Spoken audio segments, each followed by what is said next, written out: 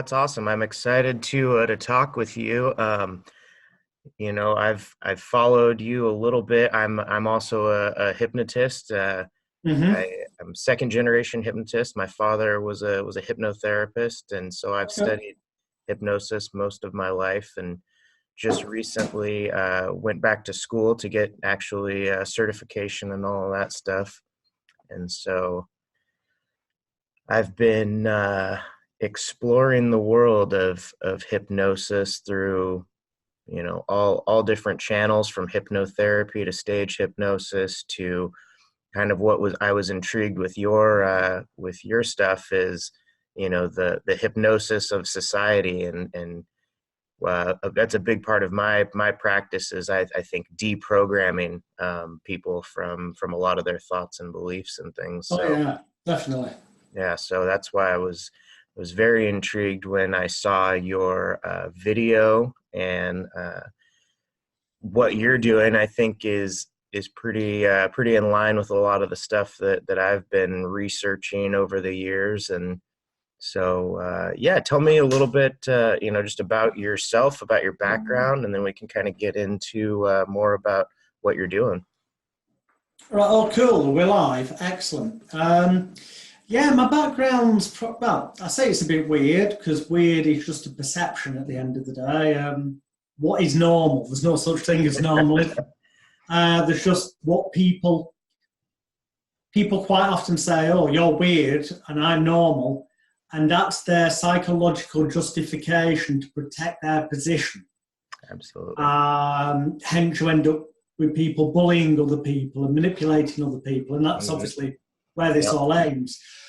But I was born on a circus, and at the age of 3, I made my stage debut as Flat the Clown, and that meant I was helping my dad in the circus ring, and yeah, the audience were laughing when they were supposed to, were clapping when they were supposed to.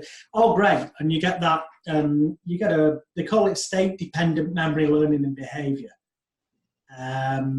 which was that I felt really good when the audience applauded or laughed at the right time. So I get anchored to that. They call it in NLP, or in conventional psychology, they call it state-dependent memory learning and behaviour for people who want to look into it.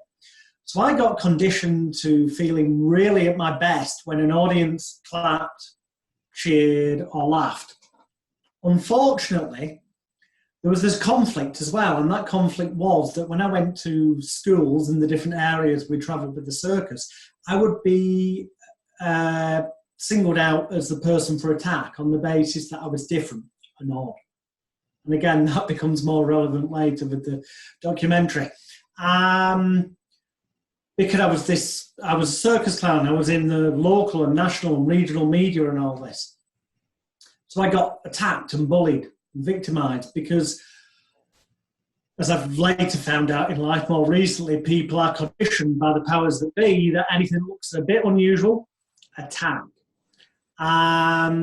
Because that way, when people get used to the idea of attack, something a little bit unusual, it's easier for them to manipulate the mass populace to attack a political viewpoint or a thought later in life. So it starts from when you're really, really young. Mm-hmm. And I was a victim of this because I was the circus clown, the odd one out. But I then blamed my dad for that. And I thought, well, it's my dad's fault because he's the circus clown. I was born into this, so it's clearly his fault. So I wanted to rebel, which is human instinct, figuring that that would solve the problem. Unfortunately, I'd got so addicted by that point, and addictions were instilled into human beings from an early age, the need for approval. In recent times now, and by recent times I mean the last sort of 10 years, people have been addicted to social media. How many likes has the post had? How many shares has the Twitter post had? How many times have people looked at their Instagram photo? They get addicted to that serotonin release that makes them feel good. Well, I was getting out with an audience's clapping and laughing. Exactly. Precisely. And so as much as I wanted to rebel against my dad and stop doing the clowning, I needed that feeling of feeling loved, wanted, needed, appreciated, cared for, cherished and valued, which are the feelings that that serotonin hit of the round of applause, or laughing at the right time gauge, or an extra like on your post, or an extra share, in more modern day terms. Mm-hmm. So I rebelled, but by then there was a British magician, famous in lots of places in the world, but some people may have to search on Google and look at a British, sadly no longer with us, magician called Paul Daniels. And I worked for him with my dad when I was about 4.5 years old on Blackpool Golden Mile in England, the big holiday seaside resort. And we were helping people get into the Paul Daniels Magic Museum. And any money that I was earning, I was spending on dead simple. I'm trying to look here at the little screen I've got at the top, but dead simple, daft, not particularly, we're not talking world-beating magic tricks, but daft little things like taking the little red silk hanky and keep pushing that into your hand, only with the finger, though, only ever push it in with the finger. Don't change what you're doing. And then it disappears. Daft little things, I'd buy them with the money I was earning. And I was fortunate enough that I got to meet Paul. So also he'd show me different ways of doing stuff with the tricks. So I'm going to look at that little screen now and try and get this on screen. So for example, you look at that and you give it a little wipe and it changes colour. And he'd teach me how to do daft things like cutting the cards with one hand or maybe doing it with, misspent youth, both hands at the same time. Anyway, this is relevant, even though it may not seem to be, on two levels. Because one, my way of rebelling against my dad, and therefore in my head at the time, protecting myself from the bullying of being the circus clown, was to refuse to do the circus clowning anymore, but to do my magic professionally. Because then, that way, my dad didn't do magic, so therefore, it was two fingers up at him type of thing. But I very quickly found out, because I was still a kid, I was about 8 or 9 by that point, that when it was the fact that I was getting in the local newspapers, regional newspapers on TV that caused the bullying. Not the fact that I was doing clowning or magic, it was the attention. Because we're hardwired, although I don't believe we're as hardwired as people would like to make out, but we're conditioned in a society to feel threatened by people who get more attention than us. And it's geared that way to make society a place where people feel scared of some perhaps getting more praise off the boss at work, because then they might think, does that mean I'm going to lose my job or they're going to get a promotion above me? Yep. It's to cause confusion and disorientation. Everything's geared that way. It's a massive psyop, psychological operation, for those people who may not know the short version. And so I very quickly learned, great, I'm doing my own thing, but I'm still getting attacked. And that led me to try and to sort out, I was getting very depressed, and I did try around the age of 10 or 11. Actually, probably younger than that. 10 or 11, thereabouts. I was at primary school, as we call it, in England. So I'd not gone to the high school. So I couldn't have been more than 10, actually, in realism. But I know that one day I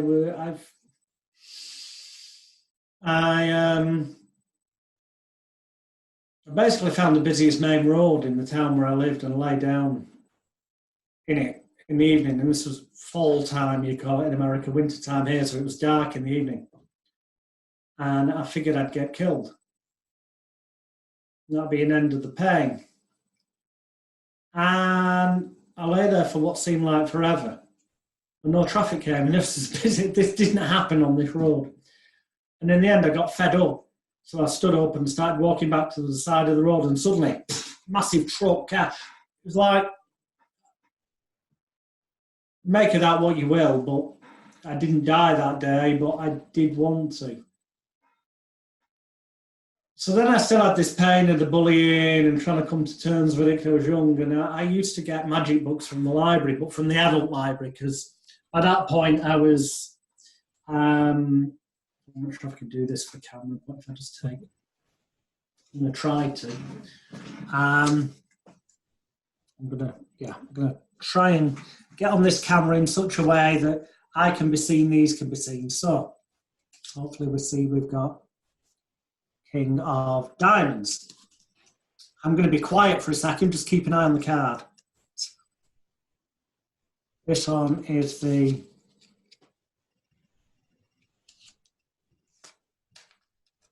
watch. They change places. So I was doing this kind of, thank you. That's good. Somebody will throw you a fish. I was doing this kind of stuff when I was like 9, 10. And so I was already going into the adult section of the library to get magic books. And it turned out, in England at least, where the library books for magic were and conjuring arts, next to them was the self-help section. And I saw a book called How to Win Friends and Influence People by a guy called Dale Carnegie. Yep, great book. And it is a brilliant book for adults. Yep. The contents of that book, I very quickly found out, are effing useless to a 10-year-old at primary school with other kids. Yep. In fact, it got me hit more. Great for adults, and I do recommend it for adults, but for kids, effing useless. Yep. So I took it back, that didn't work. And then I noticed there were these hypnotherapy books, and I took one out, and I learned about a thing called Emile Coué's Law of Reversed Effort. In NLP, they refer to it as what resists persists. Namely, that the more you try to do something, the more conscious effort you give it, the more subconscious resistance. If you watch Star Wars, Yoda sums it up with, and I can't do a Yoda impression, so I apologise, but it's like, do or do not. There is no try. Yep. Try itself is a massive verbal suggestion. You won't be able to do it. Yep. The next time I was getting bullied at school, so I was probably about 12 by this point, and pinned against the wall by the school bully who's going to, here we go, it's Groundhog Day. I figure I've got nothing to lose because I'm just going to get hit like I normally did. So I went, go on then, if you think you're clever, try and hit me now. Stop shouting at me, just try and do it now. Now, I'm not saying it worked because of Emile Coué's Law of Reversed Effort. It could have just been what they call in NLP a pattern interrupt, disorientation and confusion inflicting, or just a complete shock of the fact that I was saying, get on with it. Well, this person turned around and said, you're a effing, I've censored that, idiot, what you want? And they just pushed against me slightly on the wall where they were already pressing on me and walked off and looked in a state of confusion that I now recognise to be that state of disorientation and confusion, that mid-state, not fight, not flight, the one in the middle freeze of what the hell's going on, that is the theta state that is arguably hypnosis. And I'd say that was probably my first real encounter of arguably having hypnotised somebody. And you know what? I didn't get attacked after that.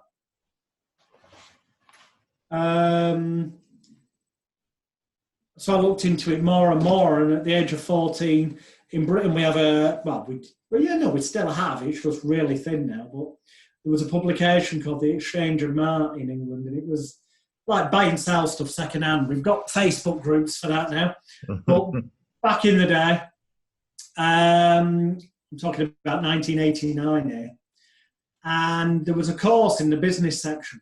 Become a certified hypnotherapist, the Association of Professional Hypnotherapists and Psychotherapists.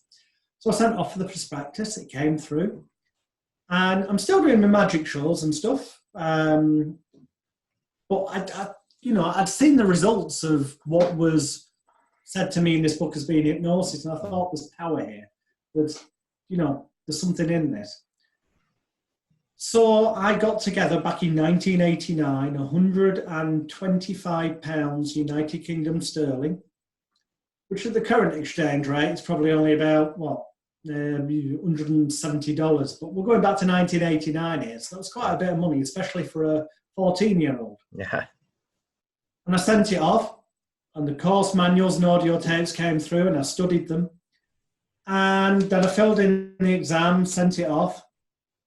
And I did lie about my age because I was clever enough to realise that they may not, like the idea of a 14-year-old. So I said I was 18. And I passed, and the certificate comes, at which point I contacted them. I felt guilty. Guilt got the better of me. And I contacted them. I said, there's a slight problem here. I'm only 14.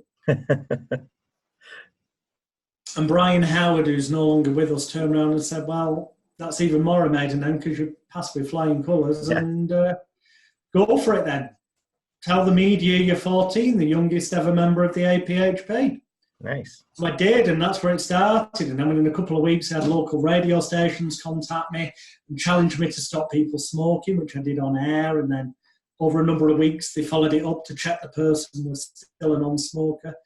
And from there, I've travelled the world. I've been involved, I forget how many years ago it was, but, in recent years, I say recent, it could be 2000, it could be the early 2000s now. Time flies. Right. But when Robert De Niro and Billy Crystal released Analyze That, the follow-up to Analyze This, USA Today did some major publicity for it in every state, because as you know, in America, USA Today is the only paper that's every state. Yep. And I was the only British hypnotherapist contacted to carry out a therapeutic kind of publicity interaction with Robert De Niro and Billy Crystal. Oh, wow. If you go on my website, magicalguru.com, click on resume, the link's there to the USA Today article. And I don't say that for brag. The reason I'm saying it is this. My life was that weird, but along the way I learned various things. I learned that in the circus, things that look dangerous quite often aren't. But some of the things that don't look dangerous could actually kill you. It's the wrong way around. With magic, The upside down. they're about getting you to look where they don't want you to, they want you to look here, not there. They want you to think this, not that. It's the wrong way around. Yep. With hypnosis, done effectively, in my experience and personal opinion, and it's what I teach my students and I've done for the past 30 years, it's not as most... Okay, I'm gonna put this out there. I take full responsibility for anything I say in this interview. I absolve Michael of all legal, moral, ethical, any other responsibility. But I think that 97% at least of hypnotherapy, NLP, hypnosis trainers, call them what you will, are full of shit. Now, they may have a totally honest intent. I'm not saying they're doing it consciously. A lot of them are just repeating what they were taught by the person who taught them. And it's more prevalent in NLP. People go on a practitioner course, master practitioner, then they do a trainers, then they go out there and start teaching people NLP when they've never been in the real world and really helped anyone.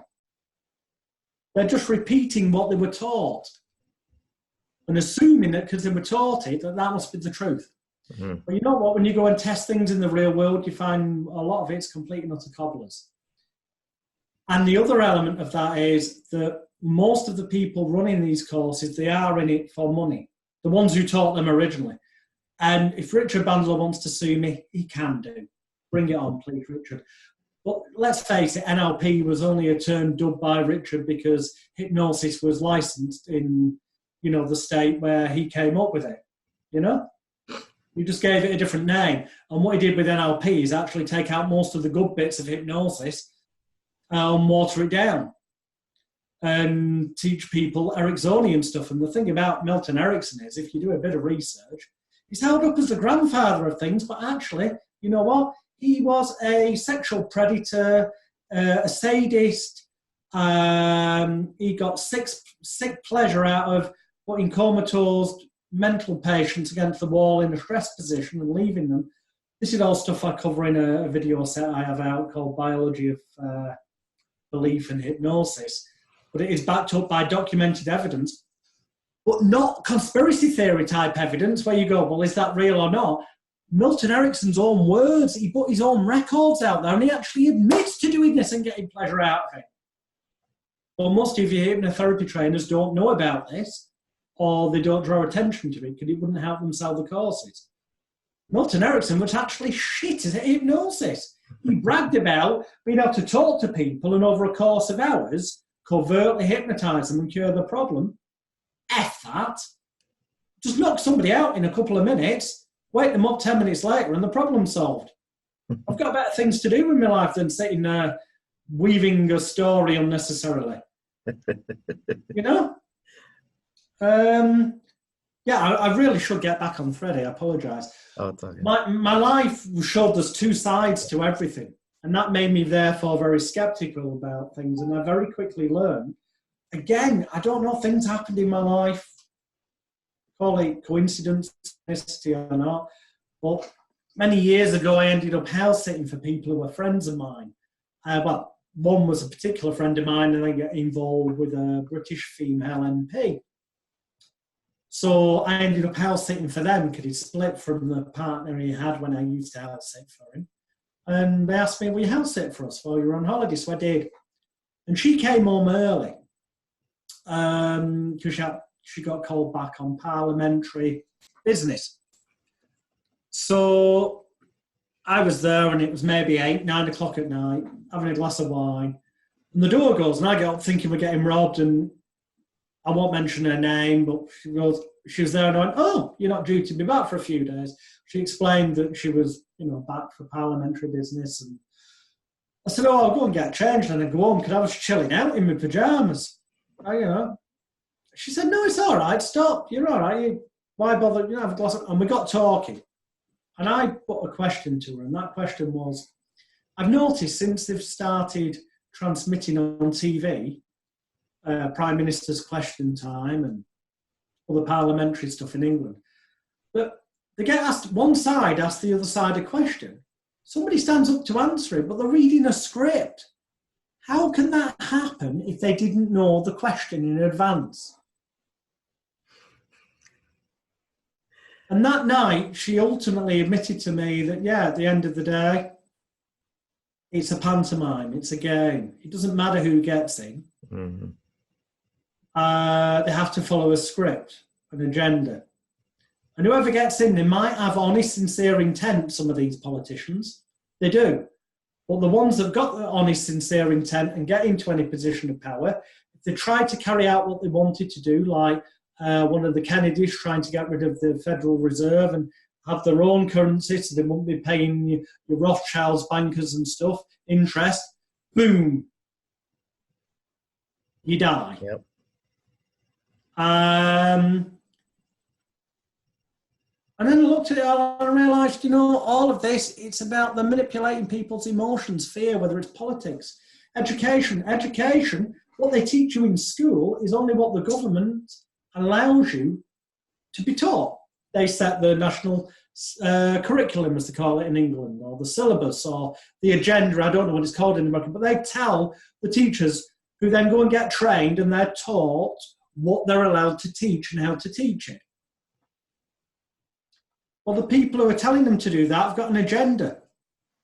The brainwashing from the earliest age, and most of what you learn isn't of any real use in everyday life. Why are they not teaching you how to budget, how to cook affordable meals from an early age, how to do things that mean you can survive even if your life was shit? Stuff that would be useful. Why are they teaching you trigonometry, the square of the hypotenuse? Bullshit. Fine if you're going to be an architect, but you know what? If you're going to be an architect, you'd go to college or university and do a specialist course in that anyway, wouldn't you? So why not teach everyone things that could actually help them genuinely in life? Why? Don't they? Because they don't want people to be free, independent, autonomous, or to question things. So education, or as I prefer to call it, indoctrination system, it's about teaching people to fear the authority figure, the teacher. They get told off if they do something wrong, but they get praised if they do something good. And that goes back to the feel-good factor I had by an audience applauding. So they're getting that serotonin release. Well done, you've got a nice blue tick rather than a red tick. You've done a red cross. You've done something wrong. With exams, it's about, if you don't pass it, your life's ruined. Well, that's ridiculous, because history shows that if you look, some of the world's most successful people did shit it in conventional academic manners. Your Richard Bransons, your Lord Sugars. Gary V is a great example. I follow Gary Vanderchuk. He did terrible. Yeah, exactly. And yet, life-changing things they do for people. So it's bullshit. This idea that you've got to have those bits of paper to achieve anything is bollocks. Yeah. There's more than enough evidence there. I'm not saying it doesn't make it easier. I'm just saying that it's not as necessary as they make out. Yep. What they're actually teaching you is to learn to obey the authority figure, take in information and accept it as fact without question, which is bollocks because history, they teach you stuff. It's his story. The victor, the winner, tells their story. But you know what? They don't tell you about the atrocities that England did. They tell you about Auschwitz and the Germans and the Jews, but they don't tell you about the atrocities that the British people did during various wars, or the Americans did. But if you dig deeper, we did far worse.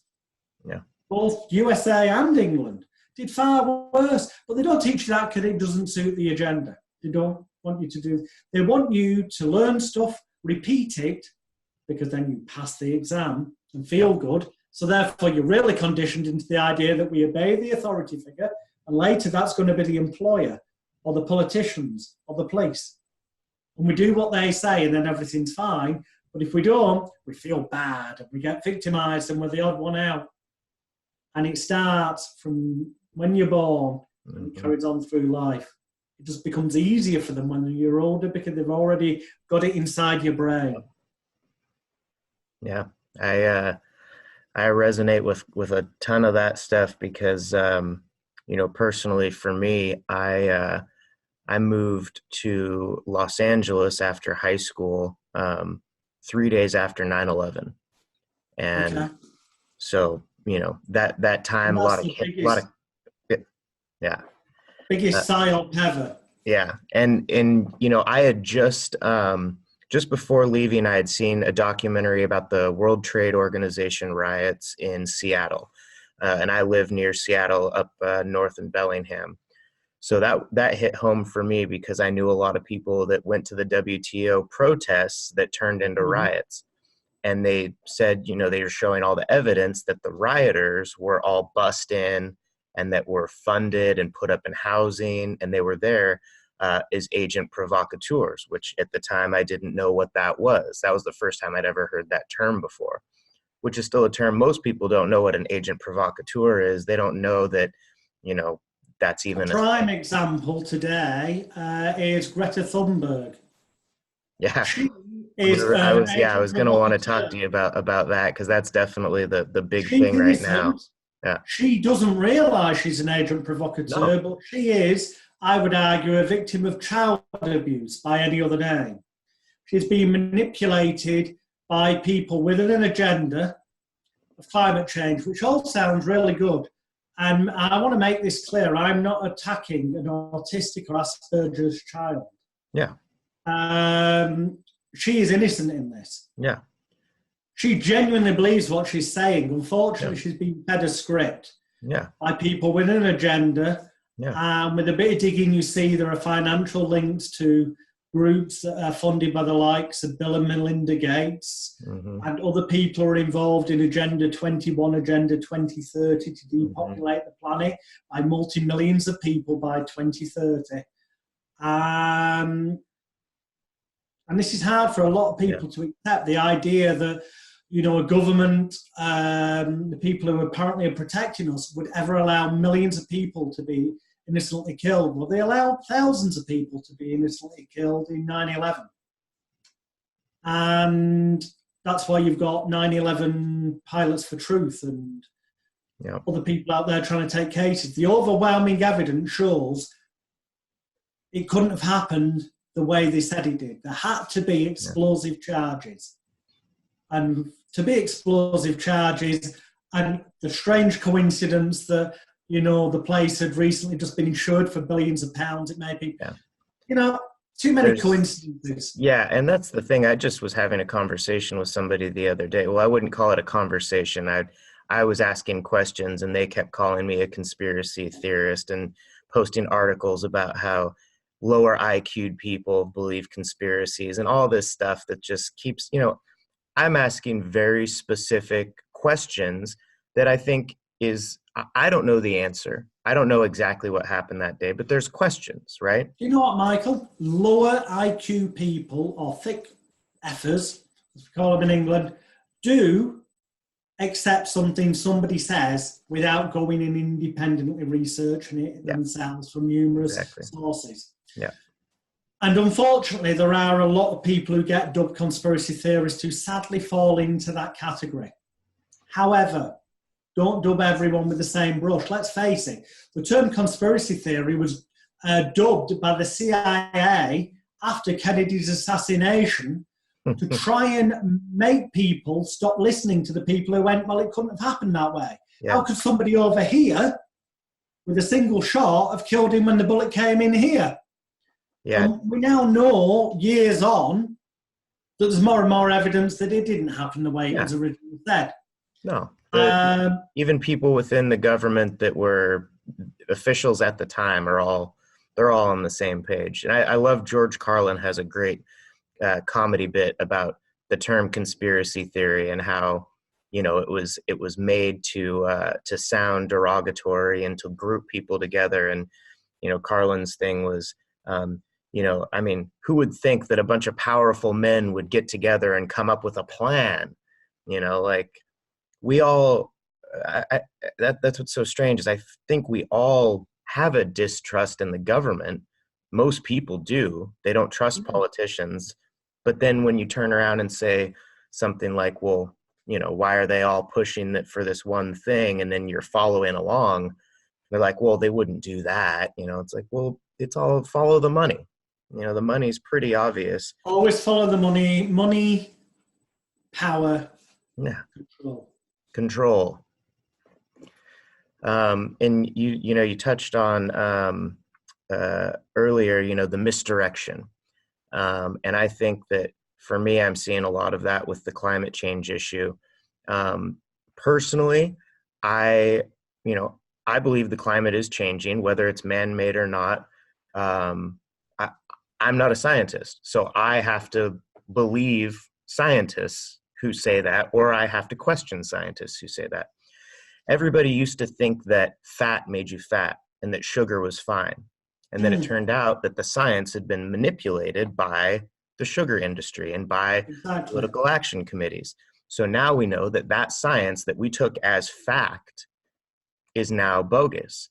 So with what they're pushing with climate change is this global carbon tax, this global tax, which then, starts to bring in the whole concept of the one world government and a lot of those things. Mm-hmm. So whether or not climate change is man-made, I don't know. I'm not going to pretend to sit here and say that we are. I believe that the conversation we should be having is we should stop polluting the rivers. We should stop polluting the air. We should stop throwing plastic in the ocean because we want clean environment. Now, climate change can be involved with that. My point in this whole thing is that we are in a crisis right now. We've been in a crisis right now. For years, we've been in crisis, especially in America, but I'm sure over in Britain and throughout the world. Huge crises. But there's no kids marching in the streets for drug war. I'm going to slightly disagree with you. Yeah. I don't believe we're in a crisis at all. We're only in a crisis if people believe we are. True. And they want us to believe we are. When it comes to things like drugs, for example, Christ almighty, just do some research on the CIA and how they're the biggest drug smugglers on the planet. Anyway, oh, yeah. And that's my point, is that's the crisis that we're in, is the drug war, prison population, mental health. And the word crisis might be a bit of a... Mental health, I'll agree with you. The thing is, illegal drugs, CIA, you look into it in your secret services, there's documented evidence of them turning a blind eye to drugs, getting in and profiting from it. It doesn't take much research, do it, it's out there. Perhaps even worse than that is mental health. They're pushing the agenda, help men's suicide, help this, help that. Well, why they're pushing it? Because then it means perhaps more people will actually go and see medical GPs, doctors, which means then they can be referred to psychiatrists, psychologists, counsellors, who can then prescribe them drugs. Drugs make money. Yeah. They're in the business of creating customers, not cures. And along the way, that will also help depopulate the planet, because drugs have side effects of people killing themselves or dying quicker. And it is about that. And, okay, I take full responsibility for saying what I'm about to say. I want to make this very clear up front, that I am not one of these people who believes that Jewish people run the world, okay? I believe that 2%, maybe 3% of Jewish people are amongst the majority of people who run the world, but also there are non-Jewish people involved as well. Absolutely. And that 98% of Jewish people either don't have a clue what's going on, or they do and they too find it abhorrent and horrible. Absolutely. Let's make that clear before I'm about what I'm about to say. But what I'm going to say is that in the early 1900s, there was a publication printed called The Protocols of the Elders of Zion. And it's labeled as being a counterfeit document. And let's imagine it is a counterfeit document, but let's look at what the word counterfeit means. The word counterfeit means it's a copy of something else. So I don't know what it was a copy of, but if it was a copy of something else, there had to be something else that contained that information. Yep. Now that may have had zero Jewish connections whatsoever. Okay?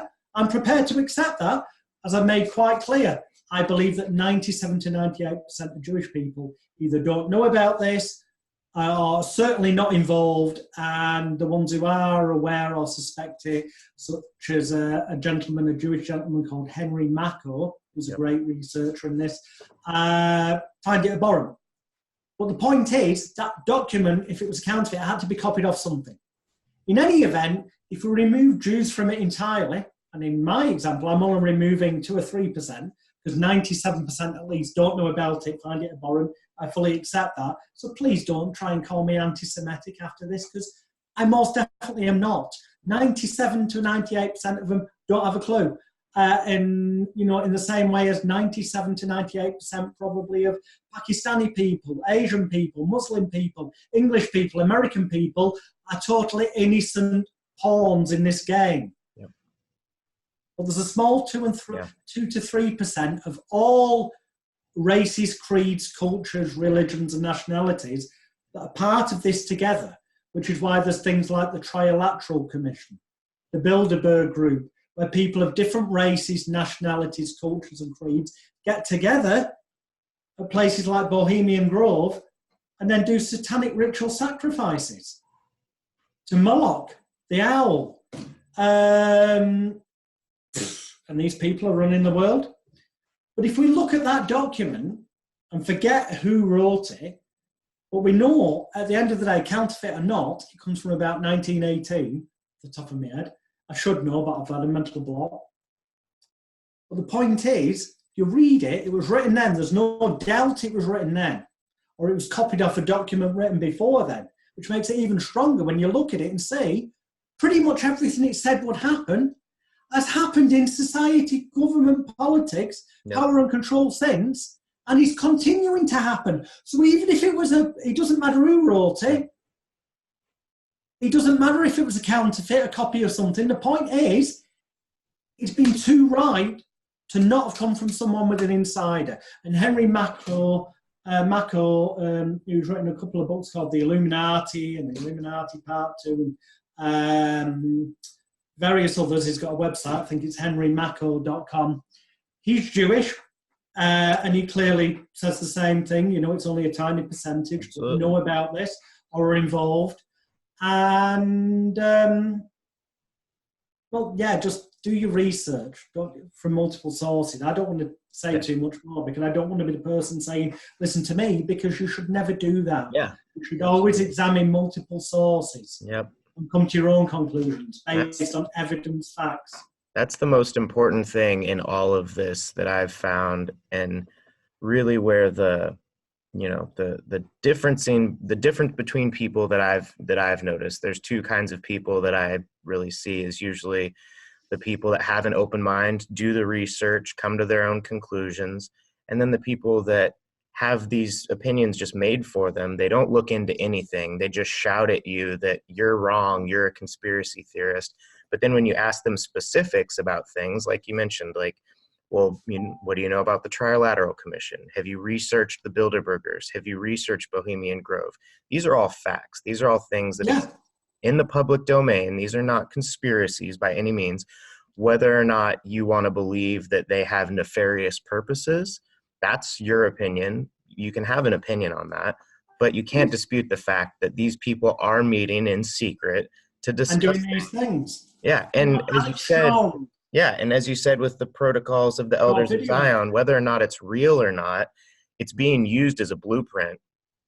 Yeah. Similar with, there's plenty of other documents. The Project for a New American Century was another document that Yes. is public domain, that anyone that takes 5 minutes to do some research can look at and say, okay, well, we should at least look more into these things. There's two books as well, 1984 by George Orwell and Brave New World by Aldous Huxley. Must read. And one of them was the other person's French teacher. Yep. At a very select school. Yep. The kind that breeds politicians and people in power. They knew stuff from the inside.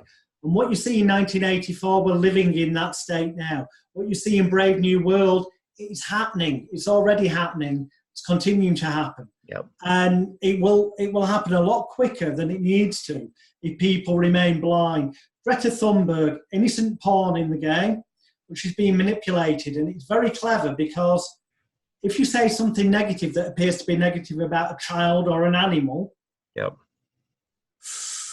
people will go mad at you, and they will totally ignore the fact that there might be loads of evidence that she's being funded by people with an agenda. No, you're attacking a child. Well, I'm most definitely not. I'm saying things are not as they seem. Look at the bigger picture. And you've got to remember this, the British media, well, not just the British, international media. Most of the media, 95 to 96% of the world's media is owned by 4 or 5 families. Strangely enough, a lot of them are Jewish, but not all of them. But Rupert Murdoch is one of the world's biggest media people. Yep. And I've got personal interactions with him. And if you go on my website, magicalguru.com, and click on the tab Fake Shake, or click on the tab Extreme Danger, Extreme Hypnosis, which is the documentary and book that I've just released that cover these things, you'll see that Rupert Murdoch, he's already been exposed as allowing his newspapers to illegally hack people's phones, including a murdered schoolgirl. How abysmal. Mm-hmm. He's made up stories from scratch. No truth in them whatsoever, just printed them. Yep. Regularly, daily, they're tarnishing MPs they don't agree with stuff that's propaganda, rubbish. But the sad thing is, people should know better by now, but they still believe what's in the media, or if they don't, but they hear it enough from enough different sources, they come to believe it and think it must be true, otherwise why would the media print it? Well, you know what? The media will print it because they do what more powerful people above them tell them to do. Yep. And that is why if you look at, for example, Rupert Murdoch, there's evidence out there that he's a shareholder in an oil mine, Golan Mines in Syria, with one of the Rothschilds, banking family, who famously said years ago, I don't care who runs the country, as long as I've got control of the money, I control the country. Yep. So don't you think it's in his interest as a shareholder where they're not supposed to be mining oil yet, to push the let's invade Syria and stuff agenda in the media? Yep. Of course it is. Oh, There's always an agenda. Yep. Yeah, the anytime the mainstream media pushes something very strongly, it always causes me to question, well, why are all the networks covering this now? Why is this being pushed so hard now? Why are the global climate strikes happening now? Well, Well, it's conveniently distracting from Epstein as well. That's what I was just going to say. We've already forgot about Jeffrey Epstein, right? Mm. Everybody that I knew, not just conspiracy people, not just people that questioned, the official narratives, but almost everybody was like, yeah, that seems really, really shady. And it's done. It's over. Nothing will ever come of that. It's over. There's going to be nobody brought to justice. All of those people that were victims, even the money is probably just going to go right back into rich people's hands. It's despicable. And in my book, Extreme Danger, Extreme Hypnosis, we skirt on it in the documentary, but in the book, it's on Amazon now, and the ebook's available through magicalguru.com as well. But if you like a real book in your hands, go on Amazon. Yeah. I managed to, just before it went to print in August, all this was kicking off at Epstein.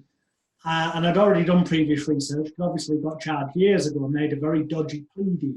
Mm-hmm. And I cover in the book how Epstein is linked to, as has become openly known, Prince Andrew in England. But then I also go into how Prince Charles, his brother, was linked to Jimmy Savile, who was the Britain's answer to Jeffrey Epstein before he died. Yep. And also how Prince Charles was linked to a priest called I think it was Peter Ball off the top of my head, or Reverend Ball anyway, who even after he got done for messing with kids, Prince Charles, or rather the Duchy of Cornwall's estate, got a cottage for this Reverend Ball to come and live in afterwards, even though he knew that he got done for it, in the same way as there's evidence out there that even after knowing that Epstein had done certain things, he's still associated with him, Prince Andrew. It's a worldwide web of corrupt, and you know what, it does all tie in with paedophilia. And on my website, magicalguru.com, if you click on the link Extreme Danger, Extreme Hypnosis, as well as getting the obligatory advert for the documentary and the book, you will find various videos for free on that page, including a detailed analysis of how paedophilia is used by Mossad, the CIA, the Secret Services to corrupt and blackmail people into doing what they want to control the world. Yep. And how newspapers will frame people or entice them into honey traps to get evidence that quite often is kept under lock and key until such times as elections where they want something doing. Yep. And it's a case of do what we say, otherwise this is going to come out about it. Yep. Yeah. It's not, this is nothing new. This has been happening for years and years and years. There's a blueprint. This is ancient knowledge. They followed this definitely from the early 1900s. Yeah. The protocols laid it out, but that was a counterfeit. So there must have been some document before it that laid it out. Yep. But in recent time, the pieces are there of the jigsaw when you look at them. Epstein's girlfriend was Ghislaine Maxwell. Yep. The daughter of Robert Maxwell, the former British media mogul who apparently fell off his ship and died. Mm-hmm. Or may have been murdered. But he was given a full Mossad Secret Service honours funeral when he passed, because he was a Mossad agent. Would therefore be a massive jump to think that his daughter may have been a Mossad asset as well? And that therefore Epstein was indirectly either a Mossad agent or was being controlled by Ghislaine in some manner. Used this blackmail and control with the Lolita Express in the island. I mean, the that painting that he had of Bill Clinton in the dress.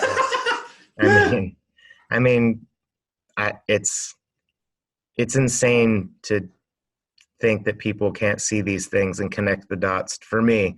But what do I know? I'm a low IQ conspiracy theorist, so maybe Yeah. I uh, think people who believe what they read in newspapers or just believe on television news, when the only evidence that it's apparently backed up by yeah. is comments from politicians or the legal system, Yeah. which is run by the elites anyway. There's Hmm. corrupt lawyers out there, there's a corrupt legal system. He with the most money and best lawyer will win. Yep. And do I need to say anything more than Yeah.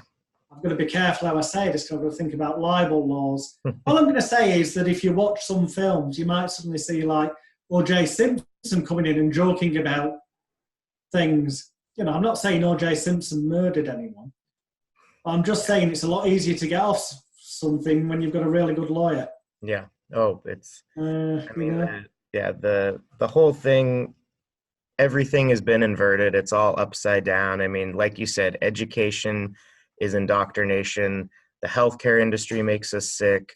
Yeah. Law is, you know, the legal system is only here to get people that are poor in jail and extract money and resources from poor people. Rich people get off. You know, the whole financial thing that happened back in 2007, 2008, not a single person went to jail for, but yet how many people go to jail every day for minor drug possessions and spend years and years in jail? Um, you know, we're living in a global drug war right now. We have been for years. Drug money is used all over the world, and we don't talk about that. Kids aren't marching in the street. Kids are still, to this day, right now, there's a 10-year-old kid somewhere being prescribed methamphetamine right now. That's happening. Mm-hmm. Now that's a crisis, in my opinion. I've Yeah. grown up seeing it. They started giving kids Ritalin when I was 10 years old. And a lot of those kids now are dead or drug addicts because, What's even worse, quite often they're being prescribed it for something that wasn't really an issue in the first place. yeah, It was just made up yeah, by a committee who sit down and come up with labels and tags yeah, and publish absolutely. books like DSM-5, which is complete and utter fiction.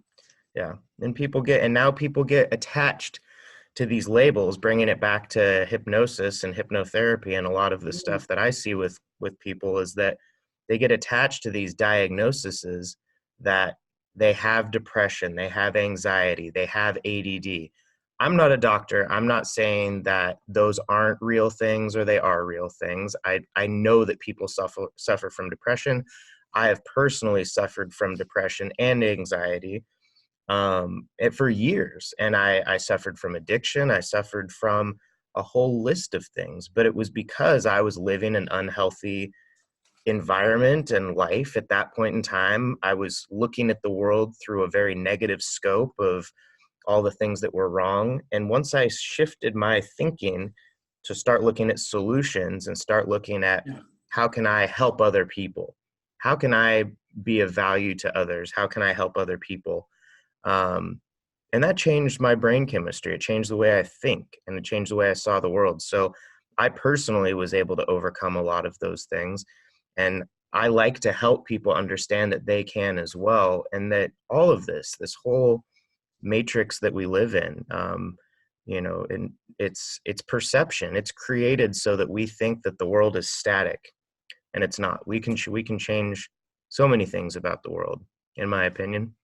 Um, and Well, I think exactly. that it starts with, Well, like you said, with waking up, um, really taking a moment to look at all of the stuff that's going on in the world, how it's all interconnected, because it is all interconnected. There's connections between every single thing that is happening in the world right now.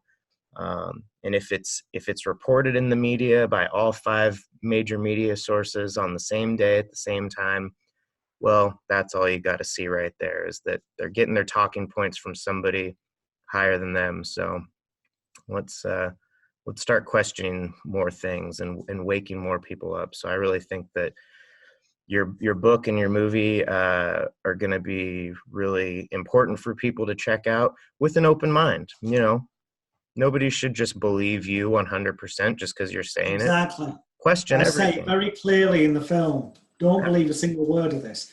But I also cite sources and things they can look at. yeah, But then I also don't believe that. You need to look at things and go with what feels right. Yeah. And I think human beings in general are starting, more and more people are waking up a little bit, and they're starting to feel that something's not quite right. Yeah.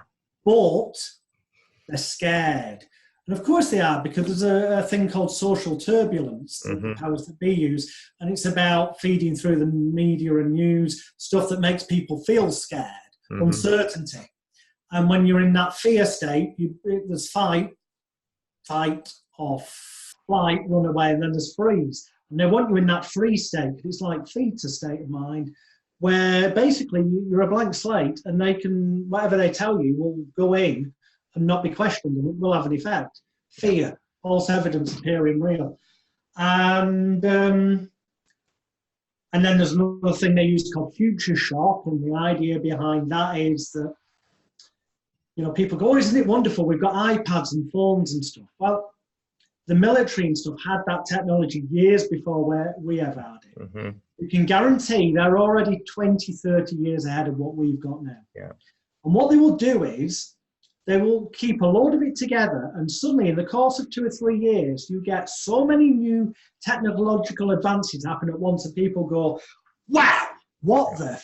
And that's why it's called future shock. Yep. And that again puts people in that frozen state of mind, where even though it's right there in front of the face, sometimes the totally unexpected have been, it's just, it goes full circle. The media are there to manipulate. Schools, legal, it's all run. When you follow it, who runs the media? Well, you say the people who are the newspaper owners.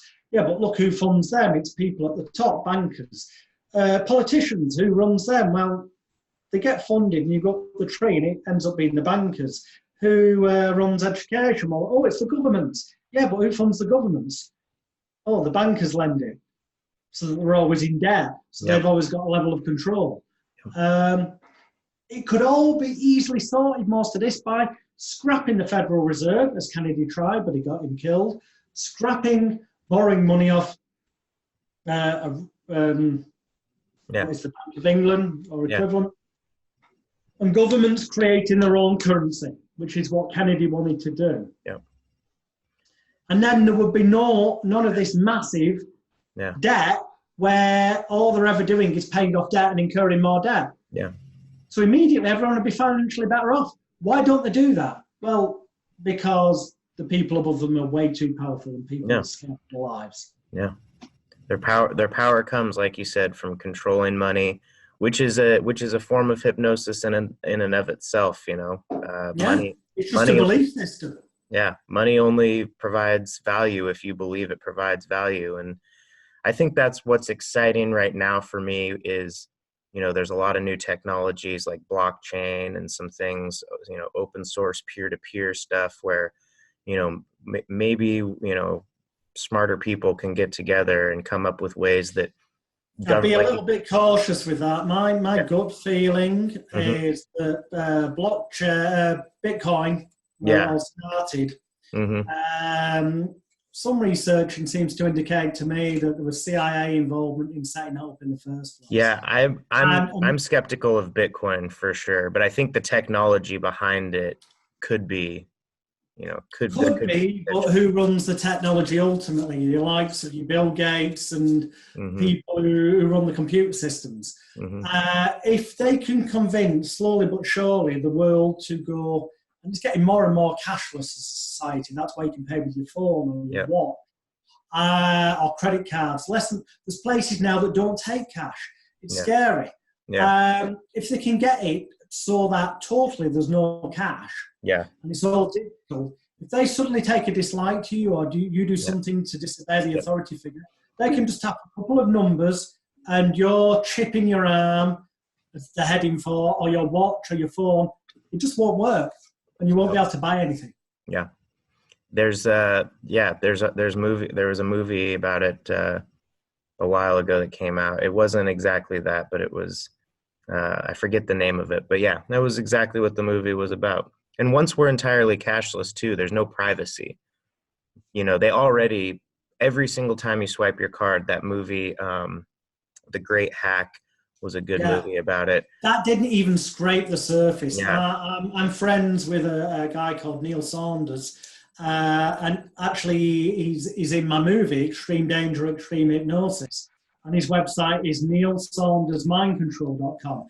And he's pieced together the Cambridge Analytica Yeah. great data stuff, way beyond anything that they put in that film. And it is so ridiculously scary when you look at it. But yes, they definitely manipulated the presidential election, Brexit in England, a whole bunch of other things. But this idea that we might be leading towards a society where nothing's private, forget it. We already live in that. Yeah. If you want to keep things private, don't join social media. The moment you join, and most people never read the 78 pages of terms and conditions, you've given your rights away, simple as. Yeah. But you know what? That shouldn't bother you if you're not doing anything illegal. Yeah. And that's fine today. Yeah. But what's legal today could be illegal next week if the powers that budge things against you. I mean, So, this conversation we're having right now could be illegal in 5 years. I mean, exactly, it could be. Thank God for having it now. You know, people just need to wake up, think, examine things bigger. I'm gonna just throw in a couple of random thoughts. We covered Cambridge Analytica briefly there, and the Great Data Hack film, which is well worth watching. Check out Neil Saunders mindcontrol.com, because, as I say, he's gone way beyond the Great Data Hack and laid out the evidence there. And it's free to look at the information on his site. The end game for these people is they want to depopulate the planet by millions of people, but they want the people that they consider to be not financially worthwhile to them more. You know, there's countries in this world where there are millions of people who sadly live in poverty, and that's terrible. It truly is.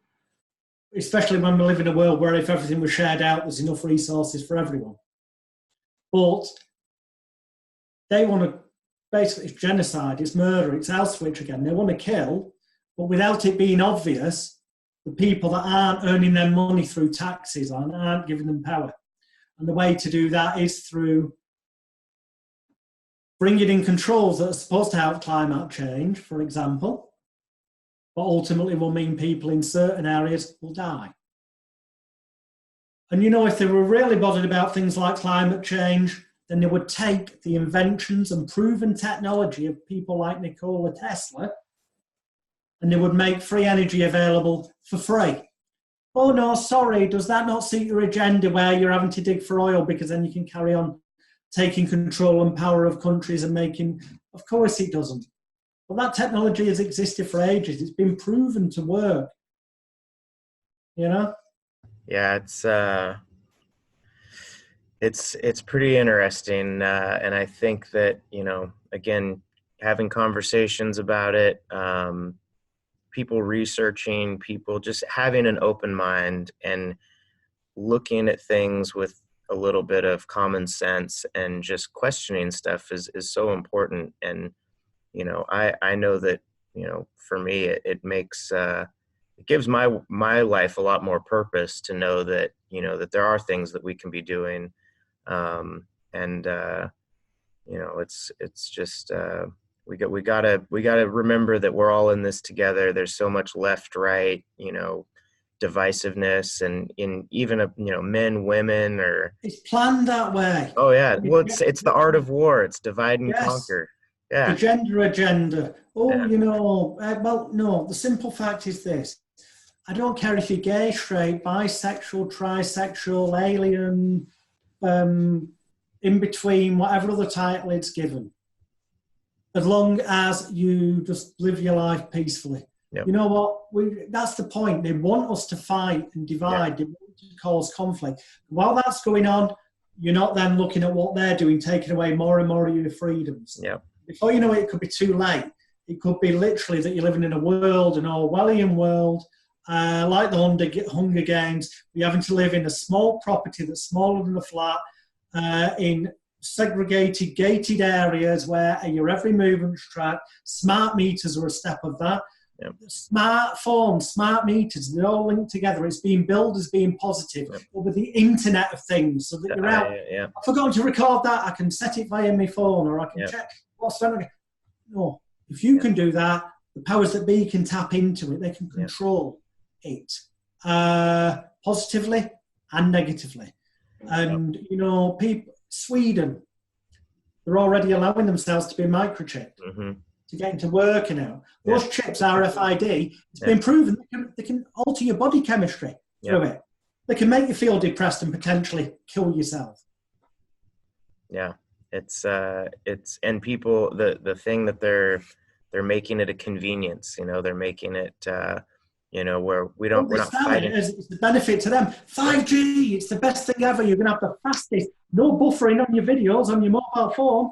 What they're not telling you is it's not an improved version of 4G. It's a new technology, millimeter waves, or new to the general public. It's been used on the battlefield for military purposes to burn the skin of people and to physically harm through directed energy weapons the enemy for years.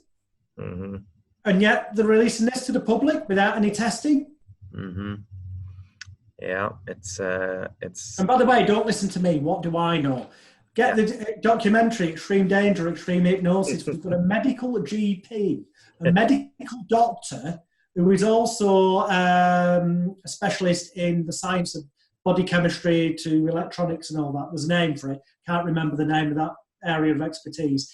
But he'll explain it to you in the documentary, called Dr. Robin Kelly. He was born in England, but he now lives in New Zealand, and he's taken part in the documentary, and he lays out the evidence that 5G is dangerous, simple as that. Yeah, I mean, any time it's just being rolled out and pushed through. We actually, in my city right now, there's a push to try to stop 5G towers from going up. I'm sure it's not going to, you know, they'll get their 5G towers one way or another, I'm sure, but at least the fact that people are aware and being awake to it. So I luckily live in an area where people are pretty open to, you know, really questioning things. So it does help. But the one thing that people just won't question that I've noticed is the climate thing. So as soon as somebody says anything about the climate crisis stuff, I instantly get called a Republican or right-wing conspiracy theorist. I couldn't be further from. I believe there's an element of truth in it. Okay, personally, for sure. You know, if you do something unnatural, you're ultimately going to get unnatural results. Yeah, absolutely. That's pure common sense. Yeah. Oh, and science does. But do something unnatural, eventually you'll get unnatural results. Does it mean, though, that the unnatural results you're going to get are as severe or as rapid as what they're saying? And it's interesting, if you look at some of these climate change people, they've started throwing around, some of them that are quite high up or linked to the high ups, started throwing around this year of 2030. Which is, I think, a bit of a Freudian slip, alluding to Agenda 21 and Agenda 2030, which is about depopulating the planet by millions of people by then. And that sounds conspiracy theorist, but type in yourself Agenda 2030 and find the world government's website, I've forgotten the name, but it's there, and read it. Or get my book, and in there I print out what's on their website and give you the link so you can see it's for real. And then I decipher it. They talk about population control. You know what that means? Genocide. Yeah, it does. And it's happened before. It's happening right now. It's happened the past 18 years in the Middle East. And, you know, it's, you know, there's a lot of things that we need to come together on. Climate being one thing. We need to stop polluting. We need to stop killing the earth. Well, the earth is going to be fine. We're the ones that are in trouble if things don't change. But the disturbed thing is, it sounds like a cliche, but if people were to treat each other the way they'd expect to be treated themselves, and if people forget normal laws for a minute, I'm not encouraging anyone to break any law, definitely not, because obviously that has repercussions and consequences. But if we looked at the Magna Carta, common law, where in a nutshell, do not do anything to physically, emotionally, spiritually or in any other way harm another human being, Yep. then automatically society would be better and people wouldn't argue the toss over pointless things. Exactly. It's a very good point. Well, I really appreciate you chatting with me here today. We touched on some Thank you. pretty awesome stuff, and I will link in the description and everything, all the links to the books and everything that you're doing, to the websites that we've mentioned here. And yeah, any parting words that you'd like to leave people with? Yeah, and this is not to scare people. This is hopefully just to get you to pay attention enough to go and have a look at magicalguru.com and click on Extreme Danger, Extreme Hypnosis, or search for the book or DVD on Amazon. And that is this. A lot of hypnotherapists out there, in fact, the vast majority, a good 95% of them, will tell you that hypnosis cannot be used to make anyone say or do anything that will contradict the morals or the values. And that's bollocks. That's only because they've been led to believe that by the person who taught them who didn't know. As you'll see on my website, magicalguru.com, I've been involved in experiments on television, and there's videos on there where I've been set the task of, could I get people to reveal to me their confidential computer passwords and banking stuff? And I've hypnotized them, done it, and they've not had a clue how I've got their money and got access to their system. Can hypnosis be used to create a mind control assassin? Yes, it can. It's already happened. Kennedy assassination is one example. Look into MK Ultra. George Estabrooks, the hypnotist. His first book, called Hypnotism, had a chapter in it called Hypnosis and Warfare. It was withdrawn from sale because he wasn't supposed to have put that chapter in. So they withdrew it from sale, re-released it without that chapter because he spoke a little bit too much about the stuff he'd been doing with MK Ultra. Yeah. I'm not saying this to scare you, but the fact is, if you can create a mind-controlled slave, and they can with a combination of hypnosis, trauma, emotional manipulation, and other things. Well, emotional manipulation is being used through the media. Hypnosis is suggestion repeated, which is the media and the environment around you. These people can and are making the mass populace either think what they want or be so ambivalent because they don't want to admit to themselves that they could have been fooled for so many years. And to have to admit that would mean waking up and going, I've been conned up to this point. And that's a painful pill to swallow. So people, it's easier for them to stick their head in the sand. Yep. No, wake up. Stop being a sleepwalking zombie. Examine things, question things, research things. That is a very great point. I appreciate you bringing that up and mentioning that because it kind of ties it all back together. So, well, thank you again. I really appreciate it. I will link that again in the description. And yeah, the best of luck to you. Hopefully we can touch base again soon, maybe. That'd be great, yeah. And maybe things will be moving forward in a better direction next time we talk, or we can come up with some people and some ways to kind of help spread some of these messages and help more people find truth in themselves and in the world. So I thank you again, Jonathan. Thank you very much indeed. All right. Cheers.